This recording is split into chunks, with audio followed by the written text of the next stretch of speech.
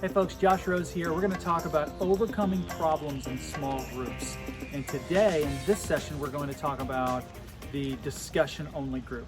The group that never wants to go and do things. They just want to sit in a circle and discuss. That's all they really seem to be interested in doing. What do we do about that? That's a problem that needs to be addressed. So let's talk about some things to keep in mind and then some actions or practical things you can do as a leader that can help kind of move that needle from let's talk about it to let's go and do something about it. The first thing to keep in mind is discussion is, first of all, good. There's research out there that tells us adults learn best by case studies, by discussion, and independent research. Yeah, there's a lot of ways that adults can learn, a lot of techniques you can use to help adults learn something.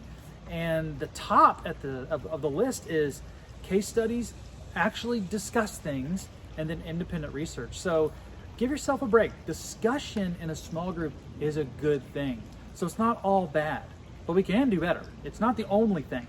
Another thing to keep in mind is make sure your discussion has a direction. Make sure the discussions that you are having in a small group has a direction. I mean, that's to keep in mind. I mean, that's not something that is new to us, right? We know that as small group leaders that we don't want to just sit around for any reason. We want to make sure that the discussion we're having is moving us towards something, that there's a grand idea that we're working towards. We've read a passage of scripture and we're now just talking about it, and eventually we want to land the plane with some type of conclusion. So you want to make sure you keep that in mind. That's really important. And the last thing I would say to keep in mind is there are resources out there to help you lead effective discussions. On this leader resource site, we have over 60 resources that are designed to help you be great at leading a small group. And there's numerous resources on this site to help you be a better small group facilitator. Go to smallgroups.com. That's a very common site for small group leaders that has lots of resources to help you be a better facilitator. Smallgroupnetwork.com. You go to their blog section and it's got a lot of articles there as well. So your group's pastor or group's minister can help you find those if you really would like some help. But just keep in mind that you're not alone, that you're not, the ship has not sailed on your group. Discussion's great. Keep in mind it needs a direction and there's resources out there to help you. All right, so let's get practical. How can I actually influence change in my group? So discussion, great, keep that in mind, but getting them off the couch, getting them out of the circle, out of the coffee shop, and actually do things. Well, there's some suggestions I have that are hopefully going to be helpful for you. The first is to engage in the facilitation technique, discuss specifically. Now, if you go on our site to 6 Habits of Groups That Actually Learn, there's a session on discuss specifically, goes into great detail about what that is. But here, we'll just suffice to say that discussing specifically means to ask how and why questions. Discuss specifically means to ask how and why questions. So if you have a series of questions that you're wanting to ask, take a look at those questions and say, hey, am I actually driving deeper into this topic? Or is it just kind of beating around the bush, asking lots of different questions to have a robust discussion? You're going to find great intentionality in moving the discussion forward if you engage in discussing things specifically by asking how and why questions. So I encourage you to check that resource out. It could be really helpful for your discussions.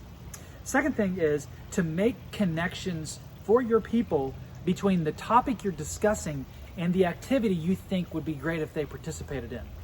So if you're doing a study on the Gospels and you want to go out and either be incarnational by serving people, evangelistic by reaching people with the gospel, or whatever your creative juices can come up with, help them make the connections. Think about it. Our people are busy. They are activistic. They're on to the next thing. Well, sometimes it can be helpful if we were to connect the dots in the discussion of, you see, a nice transition from this discussion to actually putting it into practice in our life is maybe we all went and did this together. So connecting the dots one after another could be a tried and true way. Well, it is a tried and true way from the research side of things to help people get out of the chair and into engagement. The last suggestion I have for you is speed of the leader, speed of the team. Speed of the leader, speed of the team. Let's face it, God has called us to lead our small group. And what is important to us, we hope will be important to our people. And if they don't see you getting out of the circle and going and doing, getting out of the circle and going and serving, whatever it is you think they need to be doing based off of the scripture you're reading. You got to lead the way. You got to lead the way and say, come with me as I do this. Now, I recognize, because I've experienced this in my own life, when you try to lead the way and then no one is willing to participate. They cancel at the last minute. Nobody shows up. And if that's the case, then I encourage you to reach out to your coach, reach out to your small group pastor or groups minister, because we have resources that can kind of help serve as a catalyst to get your people moving. We have resources for you. So I hope this has been helpful. The discussion obsessed group, the group that loves discussion, can't get enough. It's not all bad, but there are some things using these principles that you can do to get them moving. We'll see you next time.